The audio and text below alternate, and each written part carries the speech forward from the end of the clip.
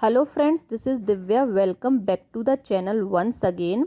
आज दिन है यहाँ पे मंडे, टाइम हो रहा है मॉर्निंग का 11। मैंने अपना शावर ले लिया है और अब मैं कर रही हूँ मॉर्निंग की पूजा।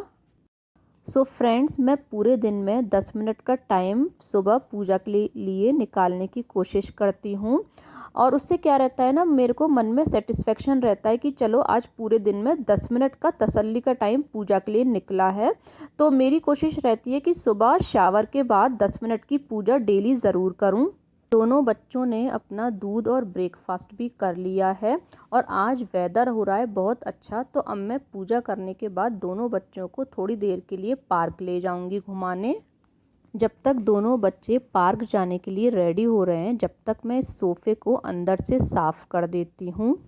इस सोफ़े का जो अंदर का स्टोरेज है ना, वो वुडन वाला है, तो बस उसको मैं एक बारी क्लोरोक्स से साफ़ कर दूँगी। दोनों बच्चे पार्क के लिए रेडी हो गए हैं, जैकेट इन्हें पहन ली है। और मैं आपको एक छोटी सी बात बताती हूँ, अगर आपके 2 किड्स हैं और कभी भी आप अगर छोटे वाले को पैम्पर करें तो बड़े वाले को भी साथ में ज़रूर पैम्पर करें। क्योंकि क्या होता है ना, जब हमारे सेकंड किड होता है तब हम बड़े वाले बच्चे को एकदम से बड़ा समझने लगते हैं, पर एक्चुअली वो एल्डर ज़रूर होता है लेकिन वो होता बच्चा ही है। तो कभी भी आप ये मिस्टेक ना करें, छोटे के साथ बड़े को भी इक्वली पैम्पर करें। कोई भी सफाई करते वक्त एक बात का ध्यान ज़रूर रखें कि एक पॉली बैग अपने हाथ में रखें, ताकि कोई भी ट्रैश हो तो आप उस पॉली बैग में डाल सकते हैं। नहीं तो क्या होगा, एक सफाई तो आपकी हो जाएगी और दूसरी सफाई आपकी बढ़ जाएगी। सी वेदर भी कितना अच्छा हो रहा है, सनी भी है, थोड़ा सा विंडी है लेकिन बहुत ही अच्छा वेदर है, प्लीजेंट वेदर है। यतका और भव जब तक पार्क में खेलेंगे, इस पार्क से ही लगा हुआ यहाँ पे टेनिस कोर्ट है, उसमें आज कोई टेनिस नहीं खेल रहा है तो मैं वहाँ पे कर लूँगी अपनी वॉक। टेनिस कोर्ट से बच्चे आराम से मेरे को दिख भी जाते हैं और मैं अपनी वॉक भी कर लेती हूँ। हम लोग घर आ गए हैं और अब मैं बच्चों के लिए बना रही हूँ बनाना पैनकेक, वो भी एगलेस। मेरे ना 5-6 बनाना बहुत ज़्यादा राइप हो रहे थे, तो मैं आज सोच ही रही थी कि बनाना का ज़रूर कुछ ना कुछ बनाऊंगी, अदरवाइज़ इनको फेंकना पड़ जाएगा। तो मैंने यहाँ पे 2 बनाना को इस तरीके से रफली चॉप कर लिया है। अब मैं इसमें डाल देती हूँ 3 बड़ी चम्मच चीनी। आप चीनी की क्वांटिटी को अपने हिसाब से थोड़ा कम या ज़्यादा कर सकते हैं। ये वाले बनाना पैनकेक्स 10 मिनट में बनके तैयार हो जाते हैं। इतने बच्चे हैंड वॉश करेंगे, कपड़े चेंज करेंगे, इतने फटाफट से मैं उनके लिए बना दूंगी बनाना पैनकेक्स। हेल्दी भी होते हैं और फिलिंग भी होते हैं। अब मैं मिक्सर जार में डाल दे रही हूँ आधा कप मैदा। आप चाहें तो मैदा की जगह आटा भी डाल सकते हैं या फिर आप आधा आधा भी करके डाल सकते हैं। अब मैं मिक्सर जार में डाल दे रही हूँ आधा कप दूध और अब हम इसको ब्लेंड कर लेंगे। बैटर को मैंने एक अलग बोल में ट्रांसफ़र कर दिया और अब मैं इसमें डाल दे रही हूँ 1/4 टीस्पून वनीला एसेंस। जितना मैंने बैटर में वनीला एसेंस डाला है उतना ही मैं डालूंगी बेकिंग पाउडर, यानी कि 1/4 टीस्पून, और दोनों चीज़ें डाल के बैटर को अच्छे से मिक्स कर लूँगी। बेकिंग पाउडर डालने के बाद जब आप बैटर को मिक्स करेंगे तो आप देखेंगे बैटर में ना बबल्स आ जाएंगे। तो देखिए, इसकी कंसिस्टेंसी कुछ इस तरीके की होनी चाहिए। पैनकेक्स को बनाने के लिए मैंने यहाँ पे लिया है एक नॉन स्टिक पैन। ये पैनकेक्स आपको नॉन स्टिक पैन में ही बनाने हैं और मैं ये पैनकेक्स बना रही हूँ घी में। आप चाहें तो घी या बटर किसी में भी बना सकते हैं, ऑयल में ना बनाएं बस आप इनको। फ्लेम को कर रखा है मीडियम और घी को पूरे पैन में स्प्रेड कर दिया है। अब मैं इसमें डाल दूँगी 2 या 3 कलची जो मैंने बैटर बनाया था वो। जब पैनकेक नीचे से थोड़ा सा सिक जाए तब आप उसके ऊपर डाल दीजिएगा थोड़े से नट्स, काजू बादाम पिस्ता, आप कुछ भी डाल सकते हैं। मैं यहाँ पे डाल रही हूँ थोड़ा सा काजू और आप चाहें तो कोकोनट भी डाल सकते हैं। और अब बस कॉर्नर में थोड़ा सा घी डाल देंगे और थोड़ा सा घी मैं डाल दूँगी इस पैनकेक के ऊपर और इसको फ्लिप कर लेंगे। अगर आपका पैन नॉन स्टिक है ना तो ये बहुत इजीली फ्लिप भी हो जाते हैं। नट्स को थोड़ा सा स्पैचुला से प्रेस भी कर दीजिएगा और इसको गोल्डन ब्राउन होने तक सेक लीजिएगा। यहाँ एक पैनकेक बनके तैयार हो गया है। दोनों बच्चों को पैनकेक्स बहुत पसंद आया है and they are enjoying their pancakes. So friends, trust me, ये जो बनाना पैनकेक्स थे ये बहुत ही यमी बने थे और मैंने तो हाफ़ ही खाया क्योंकि ऐसी चीज़ें बिकॉज ऑफ एसिडिटी में अवॉइड करती हूँ। तो मैंने तो इसको मेपल सिरप के साथ खाया था, बच्चों ने चॉकलेट सिरप के साथ खाया था। भव का तो अभी चल भी रहा है, सी ही इज़ स्टिल ईटिंग। तो बस ये है, इसको चाहे आप हनी के साथ खा लें, मेपल सिरप के साथ, या फिर इसके चॉकलेट सिरप के साथ खा लें, ये बहुत टेस्टी लगते हैं। एंड सबसे अच्छी बात है फटाफट से बन जाते हैं। आप कहीं से आए हो, बस आपने ब्लेंड करके बेकिंग पाउडर डाल के इसको फटाफट से आप बना सकते हैं। फिलिंग भी होते हैं प्लस हेल्दी भी होते हैं। इसमें बनाना, मिल्क, घी, नट्स एक साथ चला जाता है, तो ये बहुत। तो टाइम हो रहा है यहाँ पे दोपहर के 2, और अब बस बच्चों ने अपना कुछ कुछ ब्रेकफास्ट भी कर लिया था हेल्दी। मैंने इनके लिए कुछ पराठा बना दिया था, और मेरे बनाना ना ओवर राइप हो रहे थे, तो अब इनके लिए मैंने पैनकेक्स बना दिया है। और आज मंडे है, विवेक का आज फास्ट होता है, तो इनके लिए बस मेरे को आलू मटर की सब्जी बनानी है। और अभी यहाँ पे थैंक्सगिविंग गया है, तो मैंने कुछ कुछ शॉपिंग करी है, ऑनलाइन ही करी है क्योंकि कोविड बहुत फैल रहा है। तो जैसे ही आएगा मैं आप लोगों के साथ शेयर करूँगी। इसलिए मैंने बच्चों को भी स्कूल नहीं भेजा है, क्योंकि थैंक्सगिविंग के बाद और फॉल ब्रेक के बाद ना कोविड केसेस एकदम से बढ़ने लग गए हैं। So I avoid to send them school. सोच रही हूँ कि थोड़ा दिन रुक जाती हूँ, जब यत्का फुली वैक्सीनेटेड हो जाएगी तब मैं उसको भेजना शुरू करूँगी। सो गाइज़, मैंने आलू मटर की सब्जी बना ली थी और साथ में पालक की पूड़ी बना ली थी। विवेक का जब मंडे को फास्ट होता है ना, तो ये दिन में एक बार ही खाना खाते हैं। अराउंड 5 बजे के आसपास ये खाना खा लेते हैं, और पूरा दिन लाइक मखाने, चाय, फ्रूट्स इस तरीके से ये फास्ट रखते हैं। दोनों बच्चों को भी कुछ कुछ इवनिंग में खाने के लिए दे दिया है। भव ने एप्पल का बोला था, यत्का बोली मेरे को तो आप पूरी सब्जी ही दे दो। बस हम लोग कुछ अपना खाना पीना खा के जाएंगे वॉलमार्ट। थोड़ा कुछ सामान लेना था घर का। बारिश सा तो हो गया है आज, लेकिन वेदर फिर भी ठीक है। तो फ्रेंड्स, हम लोग वॉलमार्ट से कुछ कुछ शॉपिंग कर लाते हैं, क्योंकि जैसे जैसे फिर टाइम बढ़ेगा ठंडा भी बढ़ जाएगा। वॉलमार्ट से आने के बाद बच्चों को कुछ कुछ खाने पीने को दे दिया है, और इनको बिजी कर दिया है ड्राइंग और क्राफ्टिंग में, ताकि बच्चे टीवी भी नहीं देखेंगे और अपना कुछ कंस्ट्रक्टिव कर भी लेंगे। तो यत्का यहाँ पे बना रही है Christmas tree. Now we will make a star. Now we will color in it.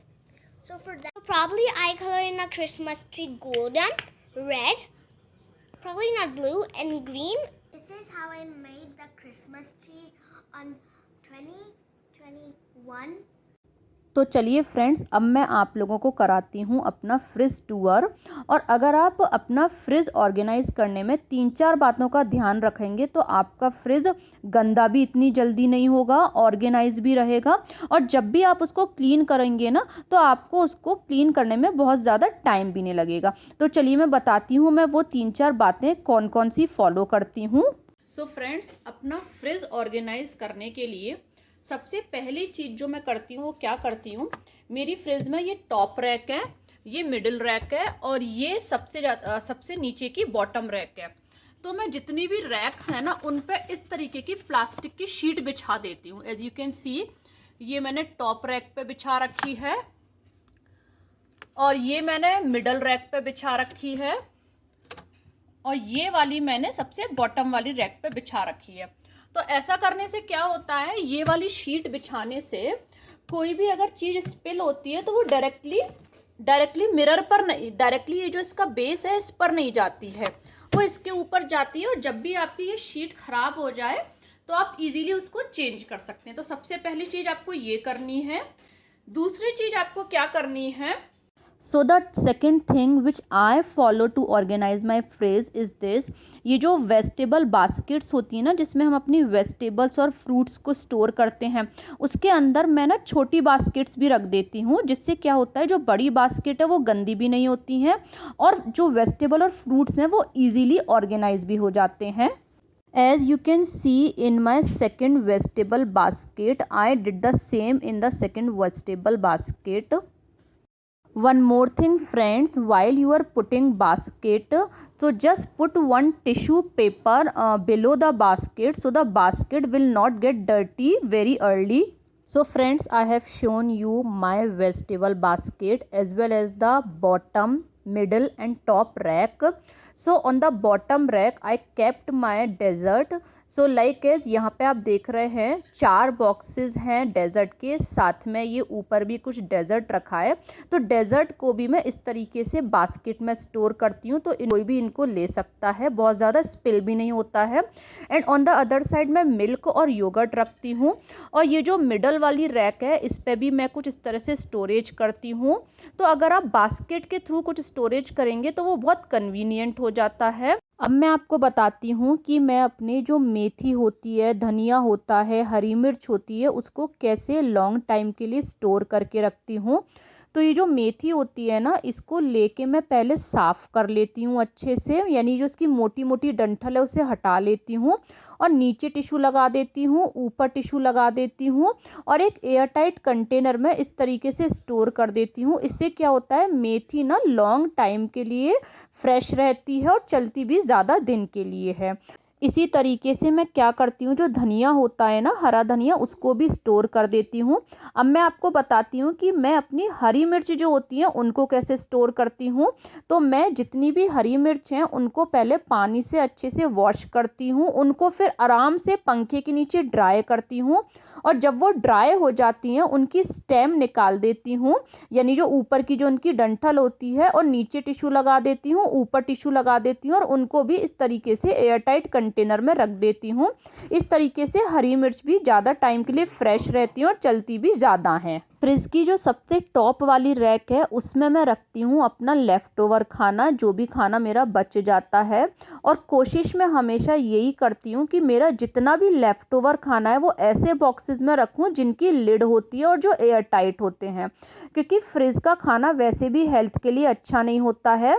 और अगर आप इसको एयर टाइट बॉक्स में रखेंगे तो जो फ्रिज की जो वैसी गैसेस होती हैं जो खाने को थोड़ा सा अनहेल्दी बनाती हैं, तो उससे आप काफ़ी हद तक बच जाएंगे अगर आप एयर टाइट बॉक्स में इस तरीके से खाना रखेंगे।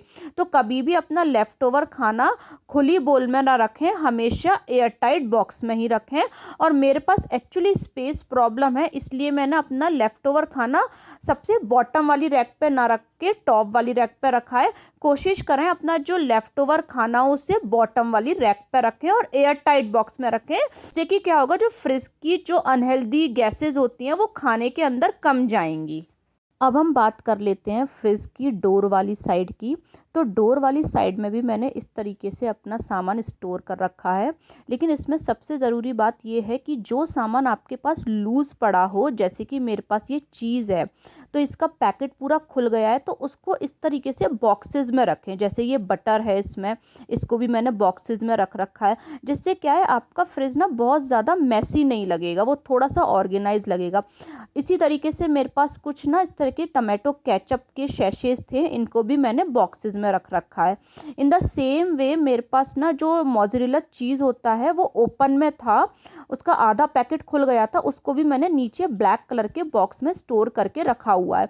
तो इस तरीके की जो आपकी लूज़ चीज़ें हों उनको आप बॉक्सेस में स्टोर करेंगे तो वो ज़्यादा ऑर्गेनाइज और ईजी रहेगा आपको हैंडल करने में। तो चलिए अब मैं आपको फ्रीज़र दिखा देती हूँ।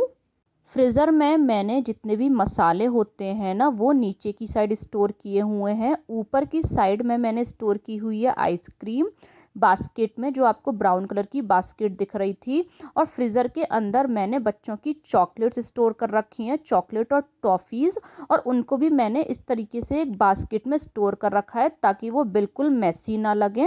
तो यहाँ पे हो गई बच्चों की toffees. On the other side मैंने जितना भी फ्रोज़न आइटम होता है वो स्टोर करके रखा है, लेकिन जो पैकेट्स खुल जाते हैं ना उनमें मैं इस तरीके से पिन्स लगा देती हूँ ताकि वो फ्रीज़र में स्पिल ना हो।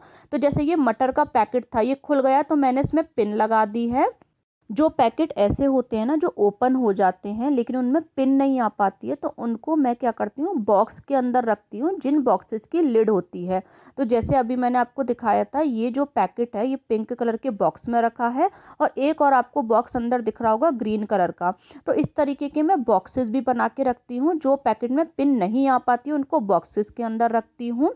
सो this is the way I organize my fridge. बाहर के डोर को मैं ग्लास क्लीनर से साफ़ करती हूँ। As you can see my outside door of the fridge. अभी थोड़ा डार्क हो रहा है तो आपको थोड़ा सा इतना अच्छा क्लियरिटी नहीं दिख रही होगी, बट ट्रस्ट मी, जो मैं ग्लास क्लीनर यूज़ करती हूँ ना उससे बाहर का डोर भी बहुत अच्छे से साफ़ हो जाता है। मैं अभी आपको दिखाती हूँ। तो फ्रेंड्स, ये बस थोड़ा सा एक मैंने आपको अपना फ्रिज का ऑर्गेनाइज करने का तरीका दिखाया है। तो जो फ्रिज का जो बाहर वाला गेट होता है ना उसको मैं साफ़ करती हूँ इससे, विंडेक्स से। ये मैं वॉलमार्ट से लेकर आई थी। इससे नॉर्मल ग्लास भी अच्छे से साफ़ हो जाते हैं। ये एक्चुअली ग्लास क्लीनर है। पर इससे फ्रिज का जो आउटर वाला गेट है वो बहुत अच्छे से साफ होता है, शाइन भी करता है, बहुत अच्छा शाइन करता है। आप कभी यूज़ करना है इसको। और जो अंदर की जो सफाई है फ्रिज की, कौन है का, और जो फ्रिज के अंदर की सफाई है उसके लिए मैं एक DIY सॉल्यूशन बनाती हूँ। उसके लिए मैं क्या करती हूँ, 2 कप गर्म पानी लेती हूँ, मतलब एकदम गर्म भी नहीं, पर आप थोड़ा गर्म पानी लेती हूँ। उसमें आधा कप मैं डालती हूँ विनेगर, और 1 चम्मच मैं डालती हूँ ये जो हमारा डिश सोप होता है, बर्तन साफ करने वाला सोप, ये वाला लिक्विड डालती हूँ। उसको एक बॉटल में फिल करके और उससे मैं अंदर की सफाई करती हूँ फ्रिज की, वो भी बहुत अच्छे से हो जाती है। मैं जब कभी भी अपने फ्रिज की डीप क्लीनिंग करूँगी तो आप लोगों के साथ ज़रूर शेयर करूँगी। अभी बस मैंने आपको थोड़ा सा ओवरव्यू दिखाया था। वीडियो अच्छा लगा हो तो लाइक करें, फ्रेंड्स फैमिली के साथ शेयर करें, चैनल को सब्सक्राइब करें, become a part of our family. Thank you.